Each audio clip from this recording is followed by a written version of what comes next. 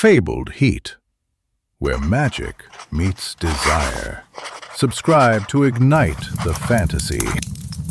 My name is Kara, and survival has become my only language in this merciless world. The sky bleeds ash, the air stinging with the acrid taste of war.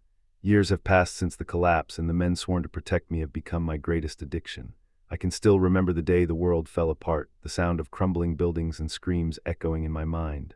The smell of smoke and ash clings to everything, a constant reminder of what we've lost. Lysander's massive frame blocks the toxic wind, his obsidian skin glistening with sweat as his hands roam my body with rough possession. His touch sends shivers down my spine, and I feel a flutter in my chest as he pulls me close. I breathe in deeply, taking in the scent of gunpowder and leather that clings to him, a smell that's become familiar and comforting. Kale presses against my back, his teeth scraping my neck while his calloused fingers slide under my waistband.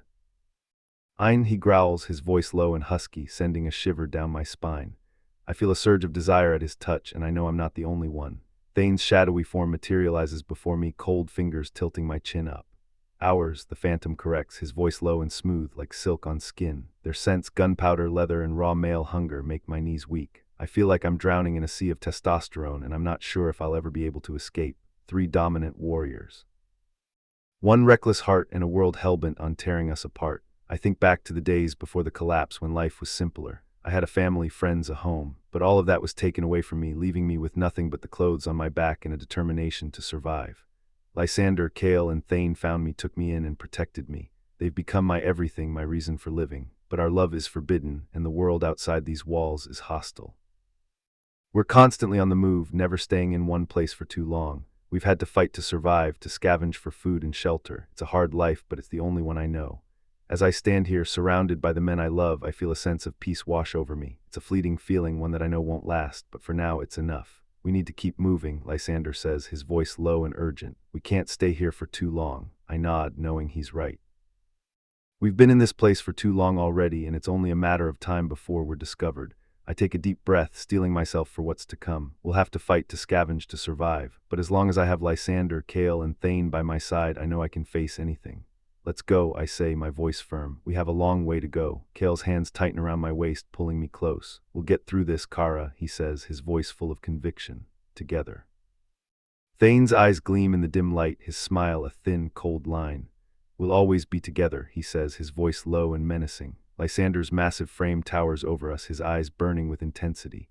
We'll never let you go, Kara, he says, his voice a promise. And in that moment, I know that I'm not alone. I have these three men, and together we'll face whatever the world throws our way. The wind howls outside, the sound like a chorus of lost souls. In here, surrounded by the men I love, I feel a sense of peace. It's a fragile thing, one that could shatter at any moment, but for now it's enough. As we move out into the unknown, I know that I'll face whatever comes next with courage and strength. I'll fight, I'll scavenge, I'll survive. And I'll do it all with the men I love by my side. The world may be merciless, but with Lysander, Kale, and Thane, I know I can conquer anything. We walk for hours, the sun beating down on us like a relentless drum.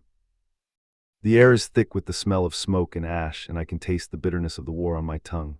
But I don't let it get me down. I keep my head up, my eyes scanning the horizon for any sign of danger. Lysander, Kale, and Thane move with a quiet confidence, their eyes scanning the surroundings with a practiced ease. They're my protectors, my guardians, my lovers, and I know that they'll do whatever it takes to keep me safe. As the sun begins to set, casting a golden glow over the desolate landscape, I feel a sense of hope. Maybe, just maybe, we'll make it through this after all. Maybe we'll find a way to rebuild, to start anew. The thought sends a surge of excitement through me, and I quicken my pace, my heart pounding in my chest. Kara, wait, Lysander says, his voice low and urgent. I turn to him, my eyes meeting his. What is it? I ask, my voice barely above a whisper. I think I saw something, he says, his eyes narrowing. A plume of smoke on the horizon. My heart skips a beat as I follow his gaze, and then I see it, a thin trail of smoke rising into the air.